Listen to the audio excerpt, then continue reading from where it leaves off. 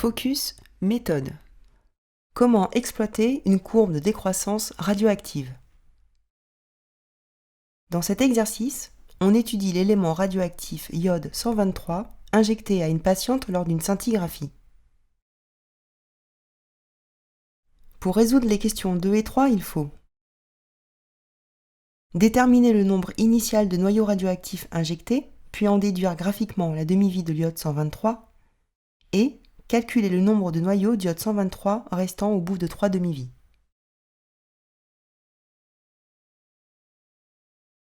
Qu'est-ce qu'un noyau radioactif?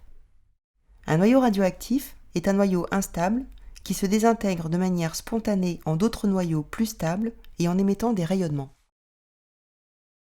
Le rythme de désintégration d'un noyau radioactif au cours du temps se suit grâce à un graphique appelé courbe de décroissance radioactive. Dans notre exemple, nous étudions la courbe de décroissance de l'iode 123, élément radioactif utilisé pour la scintigraphie de la patiente. Le nombre initial de noyaux injectés, appelé N0, se lit sur la courbe à t égale 0. C'est l'ordonnée à l'origine de la courbe. L'unité avec laquelle est gradué l'axe des ordonnées précise que les chiffres notés sur l'axe sont des multiples de 10 puissance 11. Ainsi, N0 est égal à 10 fois 10 puissance 11 noyaux. La demi-vie d'un noyau radioactif, noté T1,5, est la durée nécessaire pour que la moitié du nombre de noyaux initialement injectés se soit désintégré. Il s'agit donc du temps correspondant à N0 sur 2. Dans notre exemple, N0 sur 2 est égal à 10 fois 10 puissance 11 divisé par 2, soit 5 fois 10 puissance 11 noyaux. En utilisant la courbe, il faut donc chercher la valeur du temps au bout duquel il reste 5 fois 10 puissance 11 noyaux.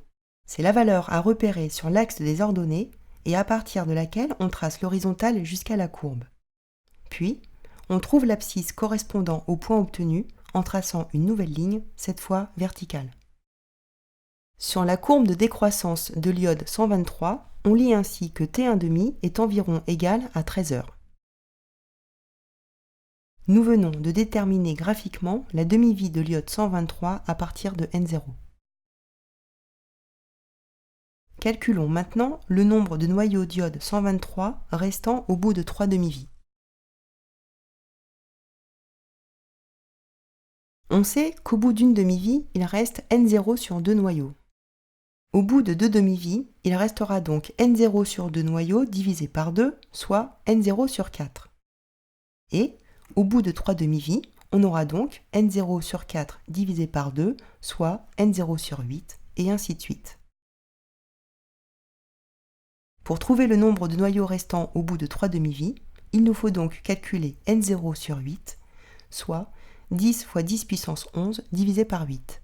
Le calcul donne 1,25 fois 10 puissance 11 noyaux. Au bout de 3 demi-vies, il reste donc 1,25 fois 10 puissance 11 noyaux d'iode 123. En résumé, une courbe de décroissance radioactive nous permet d'identifier le nombre initial de noyaux radioactifs, de déterminer la demi-vie d'un noyau, de calculer le nombre de noyaux restants au bout de n demi-vies.